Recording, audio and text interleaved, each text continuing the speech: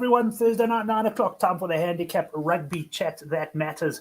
Looking forward to your company for the next probably 45 minutes to 50 minutes as we go through the Currie Cup semi-finals and the Rugby Championship. There's also some top 14 action. If any of you in the live chat got any opinions on that, please mention it as well. We've even got an international game, the USA and Canada in action this week. We're probably not going to go into in-depth on that, but I'll certainly ask the opinion if they've got any opinion.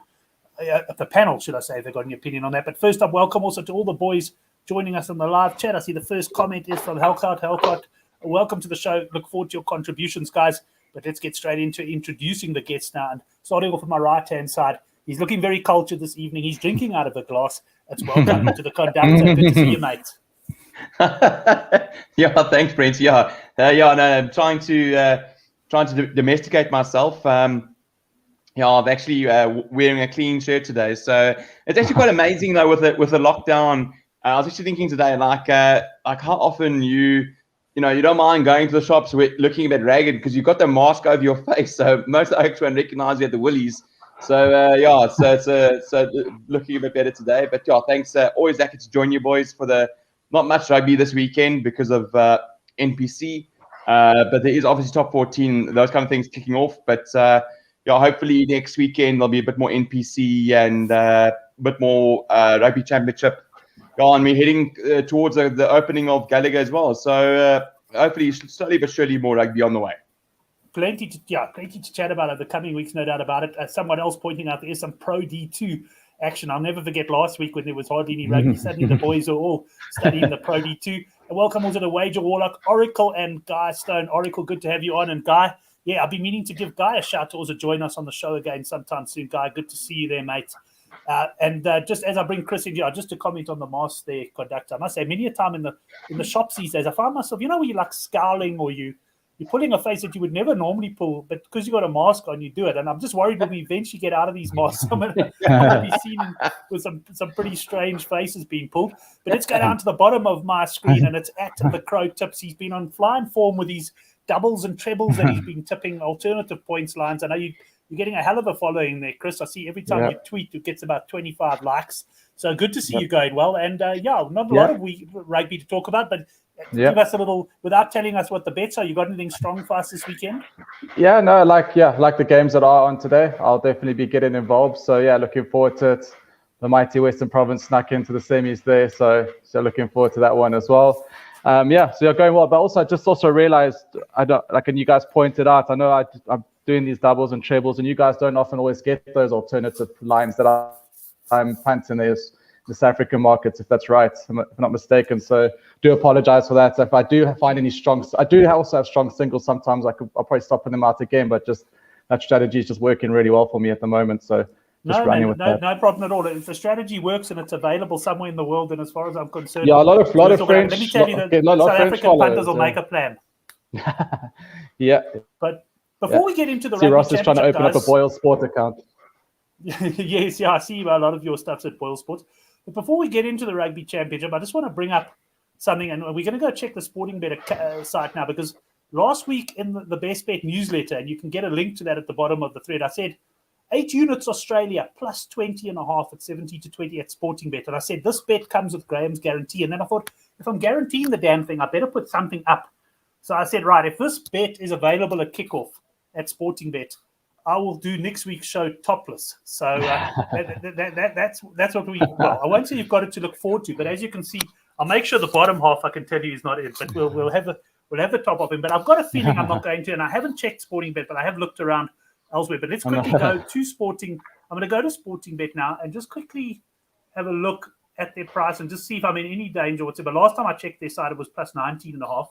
That had moved in by a point. I know Hendrik Swart's been back in the minus just to see me without a top on, and he reckons quite a few of the female supporters are doing likewise. But let's just go down. Australian is into 17.5. Okay. Yeah, 17 and it looks like I'm safe there. So if you took it, I can't guarantee the bet's going to arrive, but I can guarantee you I'll have a shirt on next week during the show. So that's good news. Yeah, well, you might be looking better without the shirt you're wearing tonight. So I'm going to try and move that line. No, that's it. It's a bit of an old one, and I pull it out every time I'm going to have my money on the old Bulls and opposing my old team, Western Province. Oracle's asking there, Chris, can Chris explain the photo on the wall behind him in one sentence? It's not even a photo. It's just some old painting that's come with this flat that I'm renting. It was here already. I have no idea of the history. I have no idea what it's valued. I hope it's worth millions and I can find that out. But I have no idea. The Polish Wager Warlock agreeing with you that topless is better than the Bulls jersey. Well, I am in Poland, and the dodgy stuff that went down in the 40s. You never know what could have been hiding in here back in those days. So I might have to go check it out. Right. Well, let's get into the handicap. So first of all, I've got the outright betting. There's been absolutely no change to the outright betting in the Rugby Championship. And then I've got the handicap. So let's go with the 17.5 is what the handicap is at now. And conductor, let me start with you. I don't know if you, like me, jumped on. In fact, I got a bit of 21.5 at World Sports Betting. Then I got 20.5 at Sporting. So I've got plenty of stock there. Let me tell you, after last weekend, I do need to win. I didn't play last weekend very well at all. I had a bad weekend. But, hoping to bounce back on this one. What are your views? Brent, I must admit, I'm not as confident as you and Henrik are with regards to Aussie. Look, and I love you guys. I love you for your enthusiasm regarding giving another crack. But for me, it's tough to trust Aussie on the handicap. At many times, they just look like New Zealand will also sort of just break through and score those 2-3 easy tries. And obviously, what doesn't help are those loopy intercept passes which happened at Eden Park in game 2. Well, I think it was 2. I think, and there were 6. I mean, it wasn't even sort of a pass. Just basically run-ins. I think for Sever Reese and for Ricky Ioane. I mean, they basically had to dot down under the poles. So, I mean, that's 14 points unanswered. That's at international level. That's tough to recoup. But saying that, I do tend to agree with what Henrik said about Ian Foster. I think. It's quite strange that they renewed his contract. I don't think he's the right guy to take them forward. It's quite strange that they did it. I don't know why they would do it, but maybe they just thought, well, Scott Robinson, or there probably wasn't somebody else that was just immediately better that they could immediately appoint. So they thought, well, let's have a go with him. But looking at game 1, game 2 of the Bledisloe, New Zealand defense hasn't been what it was in previous years. So, I mean, they're leaking easy tries to me. So, I think your plus 20 is a good bet. I think some guys grab plus 21.5. I think that's not bad. I don't know Perth. I don't think that's traditionally their better ground. I would have loved this game to be rather in Brisbane. That's their fortress, Suncorp. For me, I haven't taken the plus 21.5. I've taken a bit of Bulls on the board and Bulls smaller minus, and then a bigger Aussie plus as a double, just for a bit more security. What worries me was that last sort of 2 minutes from Australia in the Bledisloe 2 game where they were chucking it around, and it was just silly play from them. So I don't know quite where their head's at, but I do think Dave Rennie is getting the structures right. I think that is a positive. I think he is starting to get stuff right with the team, I think. For me, a big positive. A negative was Hunter Paisami out with kids. Suddenly, everyone is having kids. Guess what people were doing 9 months ago during the lockdown? Because it was Hunter Paisami and Aaron Smith and Sam Whitelock and Richie Mo'unga. So they were having a great time about 9 months ago. So, so big negative is Hunter Paisami out, but a big positive in my eyes is Samu Kerevi back for Australia. Really, really big ball carrier, experienced guy at that level. And I think he'll cause the All Blacks a couple of problems. A guy that's impressed me massively now. That's why I'll chat about it now. The handicap won't be my main bet. A guy, Tate McDermott, he's caused New Zealand all kind of problems with his sort of sniping runs. He's broken the mold from the Nick Phipps. Who's the other guy from the Brumbies? Nick White. Gordon. That traditional man of Aussie mold. It's more of a Kenya. He's willing to take those little breaks, and he keeps the defense guessing. I watched the highlights again of that game too, and really the one try he scored with a scrum wheeled, and he went around. He scored a try by himself. Very nippy scrum off. I don't think we'll see Quay Cooper this weekend. I think that from what I'm hearing, probably be a lot of Seal. I would have loved it to be James O'Connor, just purely from his maturity standpoint. His goal kicking as well is quite good. So I won't be taking the handicap. I'll be looking for the points line.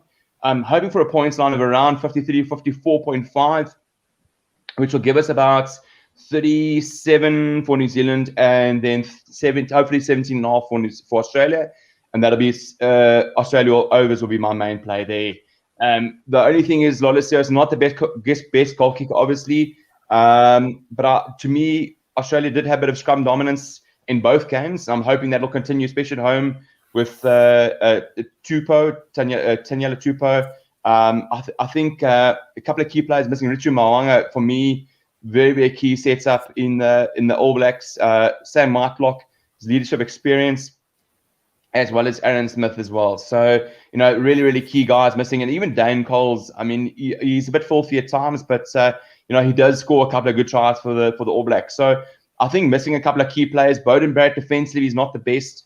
I think there could be a couple of holes poked through that midfield. I don't know if Braden Ennor will be starting. I'm hoping it'll be Anthony Leonard-Brown and Havili, and then with Ricky Yuan in the wing, because that defensively sets up, they'll be quite weak then.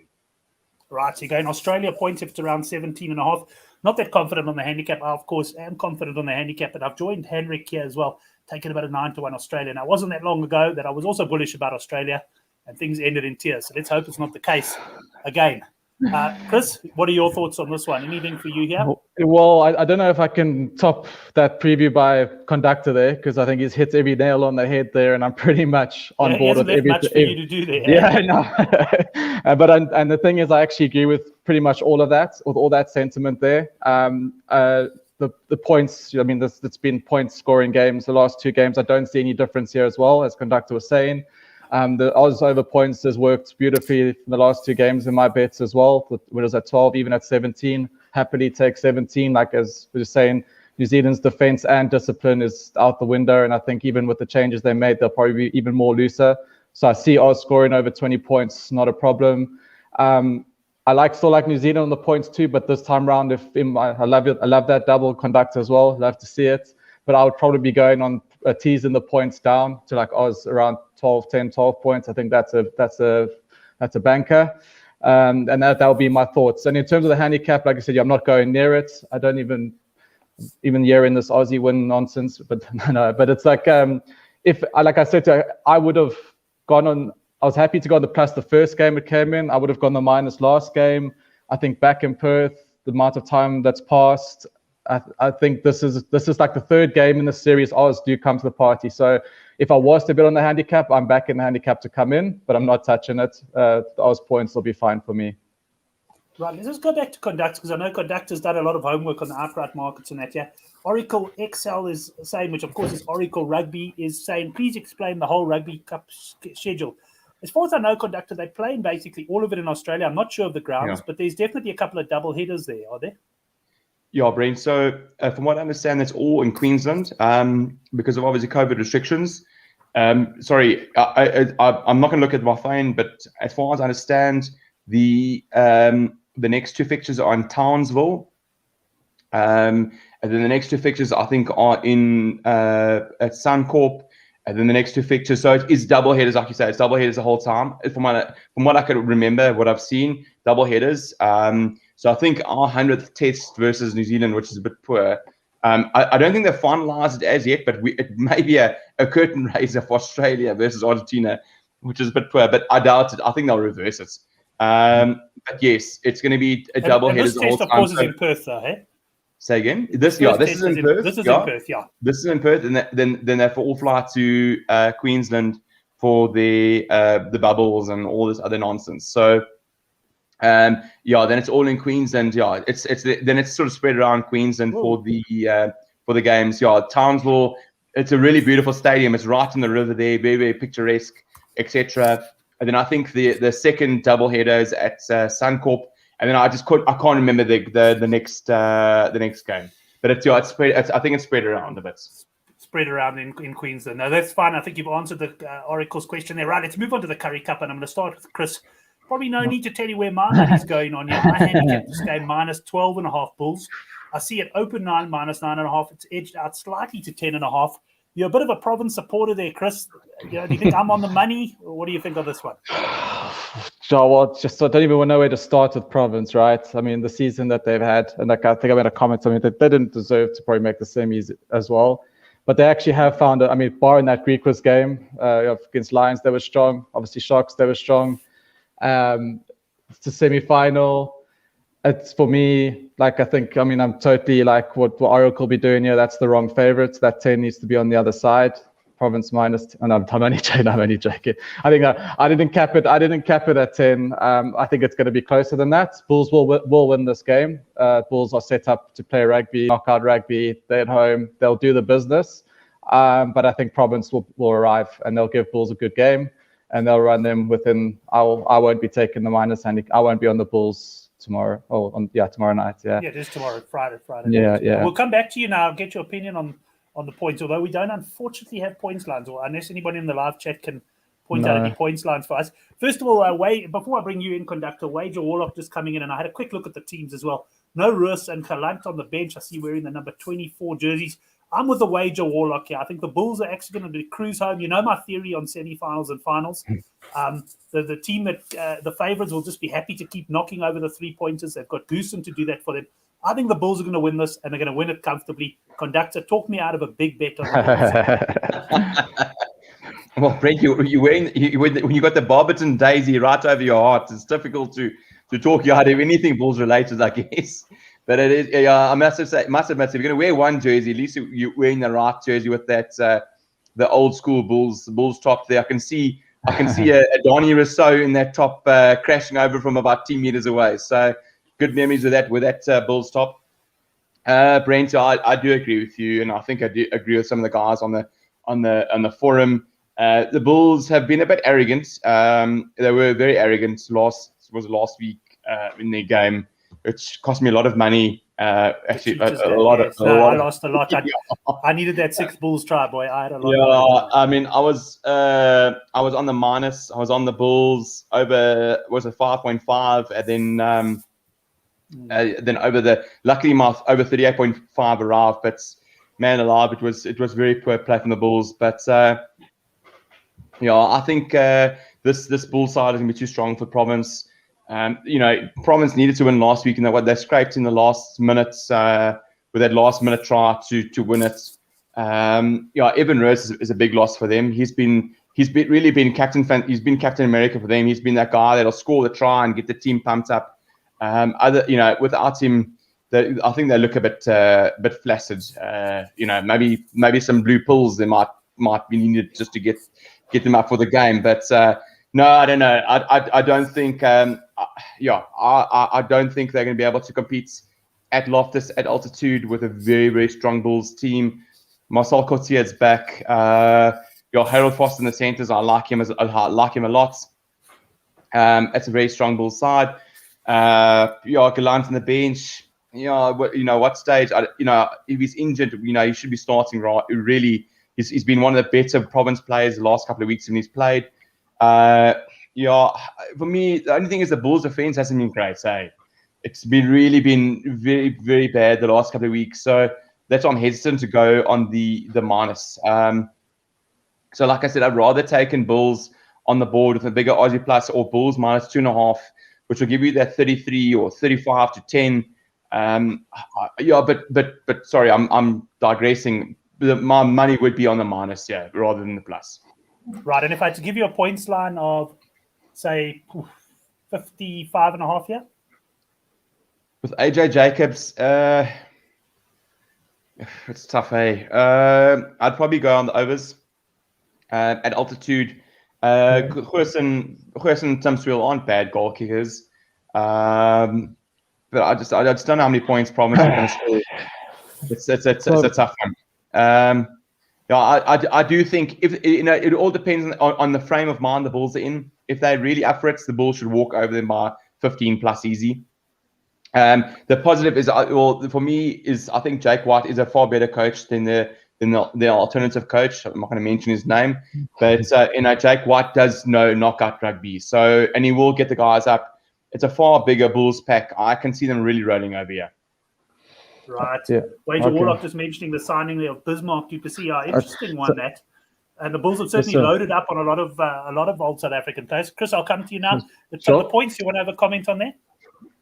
Yeah, well, that was it. Yeah, I think if you had to ask me as well, just purely because of the trend of this whole Currie Cup on the points, it's why I'm having a good run, because I'm an natural overs punters, and overs are coming in all day. And I still just don't see the difference, even in the semi-finals this time round, that the points will stop flowing. So, I mean, I know that the bookies got onto it. It was going up close to 70 there at one stage.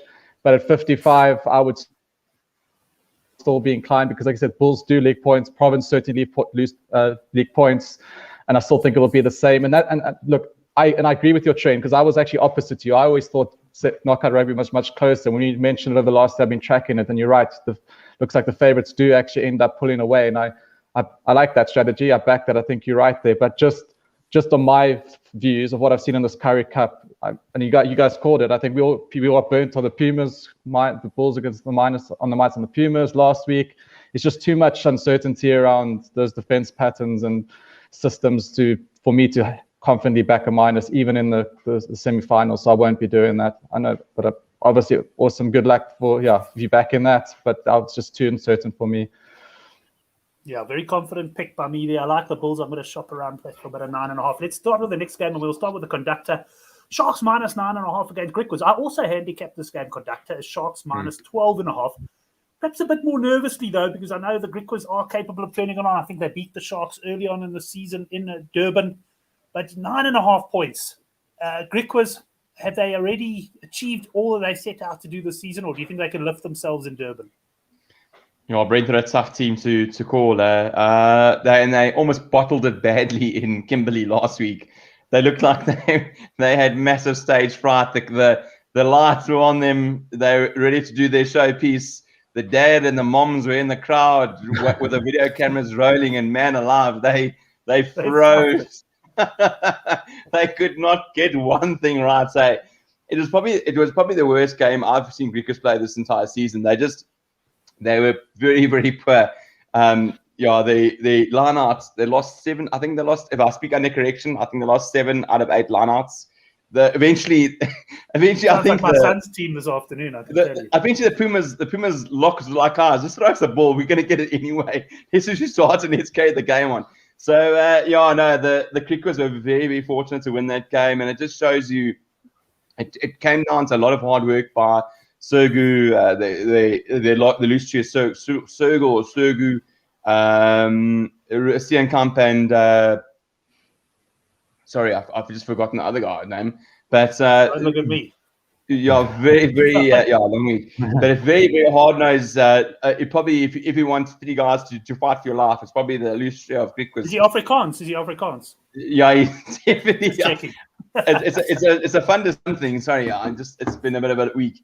It's a very, very look. They'll give everything. Hey, I mean, it's going to be a very, a tough Griquas performance. They'll literally once again die for the cause. It'll be a tough game in Durban. Like I said, I messaged the group today. So we've got on the one hand Maurice van der Westhuizen, he's the absolute king of overs. I mean, he's the undisputed champion of the world of overs. I mean, he doesn't do reviews, he doesn't do forward passes. He just says, "Listen, guys, I've given the try. Let's carry on with the game." So that's on the one hand. On the other hand, it's a perfect Durban day, which is not good for overs. It normally perfect Durban day means complete unders, as well as a semi-final. Griquas defense has been very resolute to me. If I watched how they play against, they've almost got an All Black sort of style of defense, all right? So they will give away multiple penalties, even yellow cards, and then they'll keep on doing that until they get a turnover, and then they get this massive G up. So, and they did that to the Sharks as well at Kings Park, and they did that to the Pumas and Kimberley. Where the guys think, well, you're down to 14 players. We're going to take the scrum, take the line out, and eventually turn the ball over. And there's this massive sort of emotional swing towards the Griquas that they defended with 14 players. Their defense is good. I don't know if it'll work so well this time. I think the Sharks will rather opt for points because the last game, Sharks had multiple penalties right from the post, turn the points down. I think they'll rather opt for the points this time. They're not going to try that fancy stuff. So my main focus on this game will be tries unders. I'm hoping for a 6.5 line. I don't think we'll get it. Probably. I'm hoping 6.5. That'll be a gift. I think you'll get a 6.5. I think that'll be my focus. Yeah, I can see. Look, George White is an absolute flipping sniper that could have taken out half the German army if he was in the right position. So he's deadly with the boots. He just needs any opportunity, and so is Bosch from distance. So I think at any given point, especially with Morris, he's quick to give a penalty. So I think the guys will be very, very quick to take the 3 to try and keep that scoreboard ticking. So I don't know if the guys will go for tries. It's always dangerous opposing Griquas with a guy like Edwin Keita. He just seems to absolutely love a meat pie. So it is a bit dangerous, and I do think the Sharks will be a bit more abrasive and a bit more combative, and they won't be as foolish as they were the first time they played the Griquas this season at home. But my main focus, like I said, will be unders tries. Unders there, yeah. I think it'll be very, very attritional. Both Sharks. I think the Sharks defense will be better this time. Henko and James Fencer, I think, are back there. Fencer's out. It's Dylan Richardson. I know Dylan Richardson, I think. Is it Dylan Richardson? Okay, sorry. Yeah, I think, and to me, that's a big plus for the Sharks. I must say, I like the Sharks side. Even Bosch, I don't mind Bosch at fullback. I can't handle Bosch with his flaws because he doesn't get the line going forward. Not that I think Cronje gets it going forward that well, but I quite like the Sharks side. In conductor, I'm going to say I'm going to go for the Sharks minus here. Like I said, I handicapped this game 12.5. So I'm prepared to go on the minus. Just before I ask Chrissy's opinion on this, I'm going to find a little clip of what you said there and put it on Twitter so New Zealand fans can see how far they've fallen. The conductor compared Griquas style to New Zealand style. I don't think there's going to be a lot of happy All Black fans there. But anyway, Chris, let's get your view on this one. Yeah. Still a tough one. I'm not, like, as you know, probably know by now, I'm not going to go on the minus on this game either. I'll also be again waiting for the points. Like I said, the last 2 games they've played, well, I think Griquas have actually even beaten the Sharks. If you look at previous records, twice over the last 4 games, they seem to be a little bit of a bogey side for the Sharks. They like to give them trouble. So I agree with you. The Sharks side looks strong, and they have for a while. You would think they should really put Griquas away, but Griquas have showed us how tough they are this season. So I'm expecting Griquas to give them a tough fight again. As I say, I don't think Province are lying down on either Griquas, and I think the opportunities will come. I'm just going to be quite honest as well. Like, even though the Sharks have good players on paper, they don't really. I'm not that impressed with them yet. I'm still waiting for them to jump out and actually really do well, like show that form in the start of the Super Rugby last season where they did look super, super dangerous when they had Fussy as well, and Bosch was up playing well. But I say that, and I'm actually I want to shout Griquas home, to be honest. Sorry, Sharks fans who are listening, I'm going to support the Griquas. So in terms of betting, if I go against them, it'll be, happy either way. But in terms of the angle yet, I don't know. I'm not betting on the minus, and I haven't thought yet. I'm like I said, wait for tries and points, and then I'll work that out. If I do that in one of my doubles or trebles, but no real strong fancy yet. My heart's saying Griquas, and like I kind of want to leave it that and maybe enjoy the game because I'm not sure yet, on the fence. Okay, so you're not made up on that. Well, the good news is I'm decisive on this game, Jensen. It's not always the case. Normally I only make up my mind overnight, but I like to double here. I'm saying fire the Bulls, Sharks double here. They're both going to win by double-figure margins, and I think they're going to win comfortably. And Oracle, I know it's been a tough year for you punting, but if you're still watching there, lad, fire this and get yourself out of trouble. I really do like the 2 minuses there. But let's go on. I know I didn't even give you guys a heads up on this. I don't know if you've got any opinion on it whatsoever. But we got Canada up against the USA, plus 9.5 Canada. Any thoughts there? I think the USA, from what I've seen in recent times, should be able to put this Canadian side away. Conductor, anything? Yeah, Brent. The first game's in Canada. Sorry, I just don't know the name of the ground. So I just want to check something. So the first game's in Canada. It's a first of 2 legs, World Cup qualifiers. I would have liked to have seen.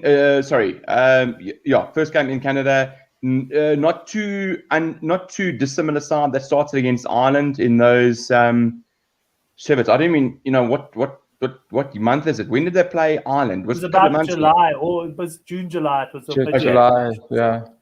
Okay. It's not just to the similar side that played against Ireland and England. They're quite impressed me against England. They were quite actually very, very good against England. I don't know if that says more about USA or less about England.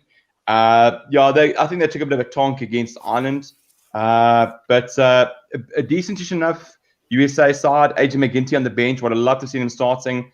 I haven't seen too much of this Maggie guy that's starting at 10, but a couple of the guys know him and say he's okay. To me, I like the minus there. I've taken minus 9.5 USA. I think the first game will be a bit closer, seeing it's in Canada. Probably be a home ground advantage to the Canucks. I expect, depending on what happens in the first leg, I'll probably readjust my bet for the second leg. If it's close in the first leg, I'll absolutely load the USA minus in the second. But I do expect USA to cover that handicap there. To me, Canada on a big slide of their ability, and just they're missing I think 6 or 7 players. I see the one guy that tweets about Tier 2 rugby. He said they're missing their key players for this endeavor. And for me, USA rugby is on the up. Gary Gold, well, I don't know if he's really the right guy, but he seems to be getting some things right there and moving them forward. Though, to me, like I said, they were quite good against England for good periods of time. They played good rugby. Canada were atrocious against Wales, and then I can't remember whoever they played second, but they were very, very poor. Is it England? Yeah. I think they took 50 odd, I think. Yeah. So, and they could have lost by more if England were actually in the mood. Chris, so, you have opinion on this one? Sorry, conductor. Yeah. So no, I'm just saying. I think the minus there. I think USA should give them a good tonk there. Okay, Chris, anything from you on this one? No, I haven't. I mean, just borrowed by what I've seen on Twitter and all of that, what people are giving their opinions. I haven't looked at it myself. My initial thoughts would have been it would have been a tight slugfest, especially if it was in Canada. I think Canada will give the USA a game, but now the conductor said they're missing key players. That changes my perspective. I would then say, yeah, I would if I was to bet, I'd gone the minus. But before I heard conductor's preview there, I would have said it's a closer game than a 10-point game. But I see a lot of people are back in the USA minus. So if I fancy a bet, I might just be following there because it's not really a game that I'm quite fussed or into this weekend.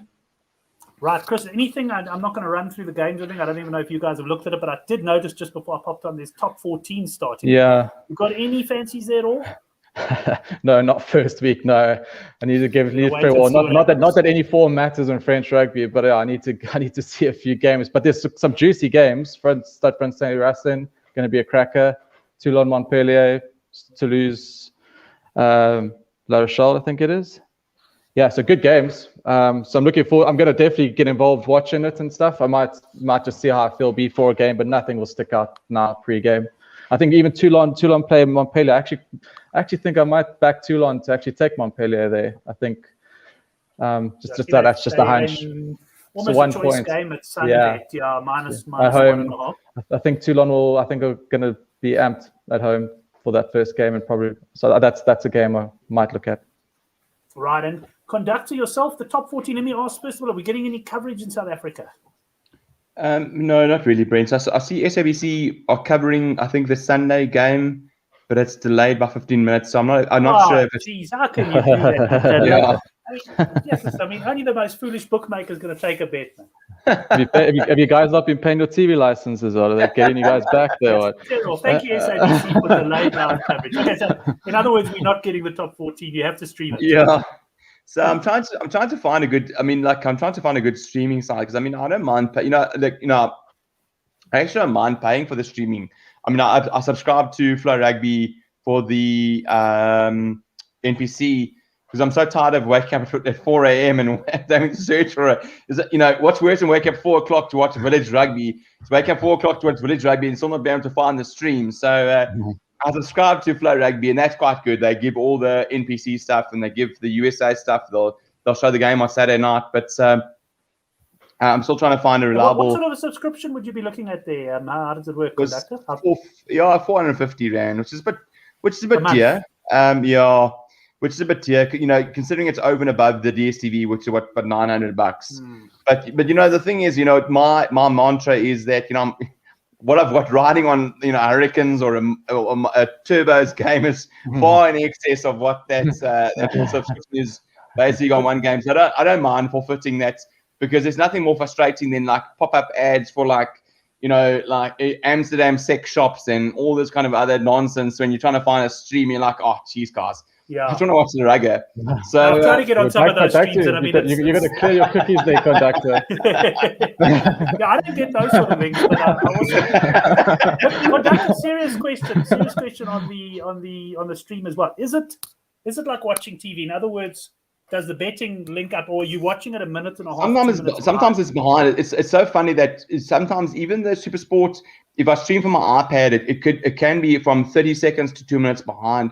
It's so strange that sometimes it varies in terms of how far it is behind. Sometimes the illegal streams, I know the guys in the UK, sometimes their streams are for Currie Cup are better than Super Sport. And I have no idea how that works. Like you be watching a game and the guys in the UK are like, oh, fantastic try. Like, what are you talking about? And it's just a couple of seconds ahead of Super Sport. So it varies from supply to supply, but I generally find that the streams are a little bit behind. I'd say probably at least 30 seconds to at least a minute, 2 minutes behind. So you've got to be careful from a betting watching it. You're sort of watching it, and your phone's blowing up saying, "Can you believe it? Just give the try." You're like, "What are you talking about? There's nothing happening." So it's frustrating, but yeah, it does generally tend to lag a bit behind, which is massively frustrating. But this Flow Rugby, I find, which I paid for, is it's as per Sky Sports in New Zealand. So it's literally on the money, which is nice. And as we know, for live betting, it's so key that it is somewhat in keeping in play, because sometimes when a try is scored, you do want to go, against or for. But if it's delayed, it's tough to try and put that bet in place. So, yeah. But Brent, for the top 14, I'm not getting too involved. I've chatted to a couple of the French guys. They're waiting for team sheets. There is for the Fijians, a lot of Fijians are missing from the whole mixture. Apparently, they went back to Fiji and they're only coming back. They're on holidays and they're coming back in a couple of weeks, I think. Internationals, especially like guys like Stade Francais are missing the Argentinians, Crema, Matera, and the fly-off. Also off the top of my tongue, forgotten him. So he's they're all in Aussie. Sanchez or no? Nicolas Sanchez. So I think they're all in Aussie. So there's a couple of guys missing. So the only team that I like I've taken is Castra. They impressed me massively in the Challenge Cup. They're playing Pau or Palouse, or I think it's Palouse. I think it's pronounced. I think the handicap there was -9.5. I've taken about -9.5 there. Castra seem to be getting the record at home is quite good, and they seem to be getting the grip between the bit between their teeth. At home. But other than that, very, very tough games to call. Unless what you want to do is follow a guy like Brady82 on Twitter. His French rugby is just unparalleled. I mean, he's just really, really. They know the forecast. But there might be a bit of bad weather in France this weekend.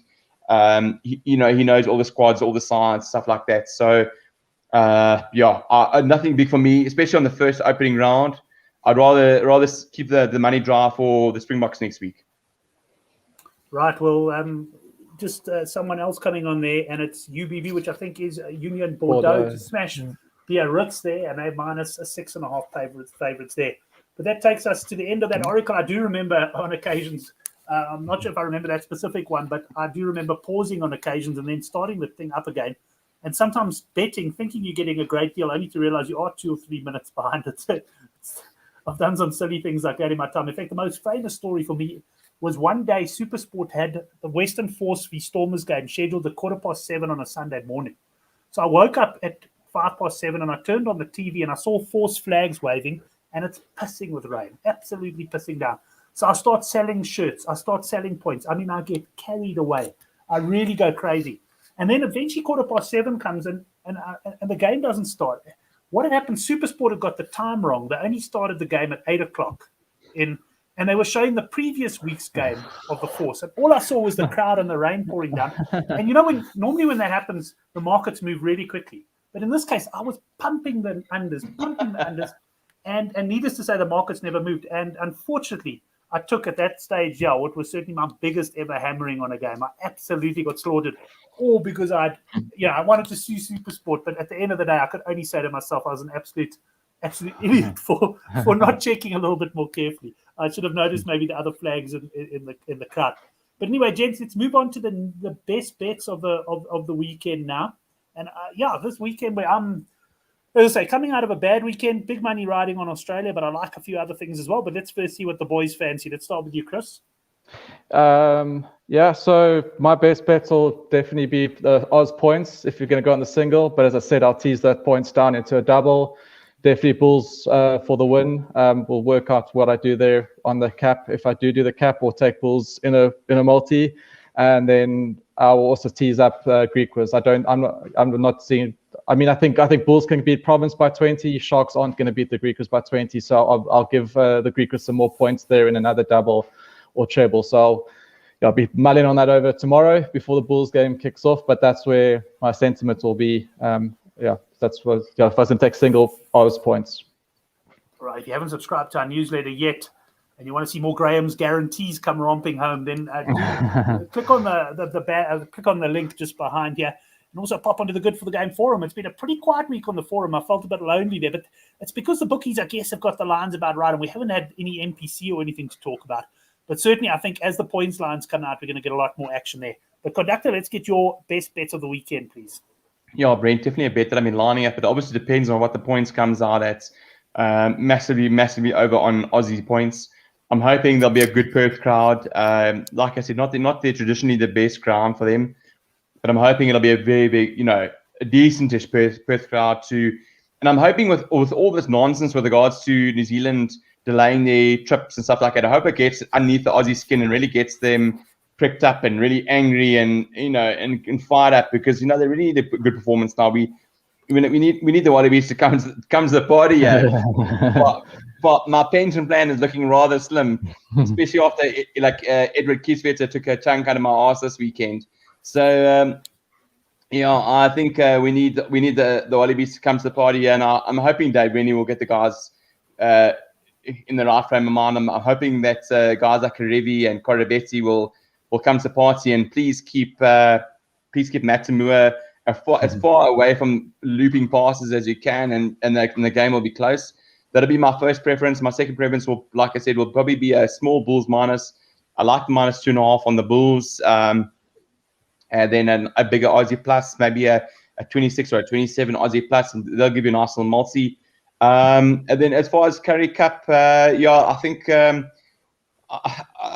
Brent, I'm more in your corner towards the Sharks game. I actually think the Griffers might get hammered this weekend.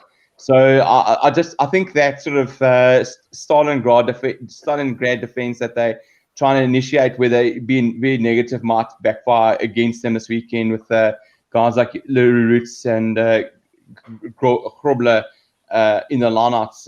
I don't think they're going to win much lineout ball. So I'll probably, depending on the points line, I'll probably look at tries under or the minus 9.5 there for Sharks. But last week was very windy, right? The Greek quiz game, it was very windy. It was horrible conditions. I think both teams were nervous for one, because it was a basically knockout game, and there was throwing the ball all over the show. So you may got to factor that as well in last week's game, and that's why I'm not as confident in the Sharks. I just think that was a bad day for the Greek quiz, and they've showed the whole competition that they can run with the big boys, and they've beaten the Sharks. So that's just my view on. I hear you. So I'll counter that. So basically, what happened when the Sharks played the Greek quiz in Kings Park, Greek quiz went down to 13 on the Greek quiz line, and the Sharks were very, very poor. I think the difference was Bosch at 10. He was a very bad distributor of the ball. I think Lionel Cornell will be a far better distributor. So I think I'm not disagreeing with you. I'm just saying that Lionel Cornell made open that one or two gaps where Bosch threw those typical Alton Yankees passes, which is, instead of going to the play, went straight into touch and things like that. And when they They build all the way into the 22. Brilliant phase, 20 phases, and then he hacks it out to the wing into the Rose set. Currie doesn't do that. And then you get the Brent Graham WhatsApp notification, and you just know what's going to say. Currie certainly gives him stability. I hear you with that. Certainly. It's like I'm a big Greek man. I love that tenaciousness, and like I said, the loose trio is the kind of guys you'd want to walk into a bar in Kimberley. You're sort of walking alongside you with, because the chance of anybody sort of talking back to you is very, very slim. And they're big boys, and I do agree with you. I think they're going to fight, but I think there's just something with the Crickets. They're just hinging upon a bad loss. Sure. They should have lost badly in Durban when they went down. They managed to sort of turn the tables when they were so many men down, and they score the tries and points. But you're right. And the Sharks and the Bulls even lost Currie Cup. They're the ones that the cream comes to the top, right? They filtered through to the top. They made the final last time. They gave us a good show. It's probably the same again as we were 9 months ago, right? I don't think much has changed.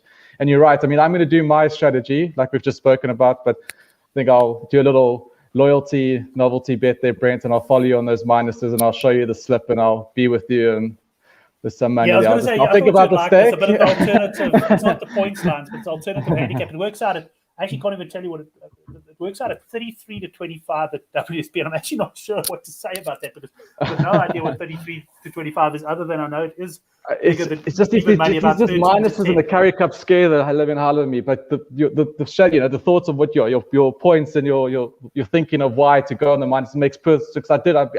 I've gone and checked that all out when you said that, and you're right, because I was heavily on knockouts are close, but I hear you. I really do hear you.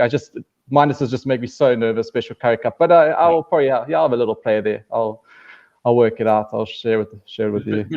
But I think the treble that Henrik put up earlier in the week was quite nice. I think I worked it out. I got probably one of the nicer prices at Betway was Aussie to win, Greek was to win, and Bulls to win. Worked out to about 60 to 1. So if you chuck a fair bit down on that, you got the brand new Hilux sitting in your garage. You got on Monday morning, so it's worth that punt. Anyway, you're not going to convince me on the Greek was there, but I must say, it looks as though I'm going to be wearing the shirt next week as far as the Australia handicap goes. But let me tell you, if the handicap doesn't arrive, and if the Bulls wipe out against Western Province, then I may not be wearing the shirt for a different reason next week. I may well have had to flog it for extra cash. So let's hope for a good punting weekend. And thanks to all the boys who joined us in the live chat, and then to my guests or panelists tonight, Chris. Always good to have you on the show. Look forward to seeing what your bets are for the weekend. And no chasing too many Polish girls around the country there, please. And, I'll try not. It's very difficult not to. And Doctor, I trust you got a good weekend in store for you. Yeah, thanks, Brenty. I'm heading off to the game tomorrow to get my second Pfizer. Then I'm fully vaccinated. Then Italy, not much rugby, but the Weber is going to earn its work this weekend. So quite relaxed. I bought some nice wine this morning at the liquor store. So some tasting is on offer. So very nice weekend on the cards. Excellent. And thanks to the boys in the live chat. Oracle, good having you there, and looking forward to having you back on the show when you start punting again as well. Thanks, everyone. It was the Handicap Rugby Chat that matters. And we'll see you next week on Thursday, 9 o'clock, because we've got more Rugby Championship and, of course, the Currie Cup final to talk about. Cheers, everyone.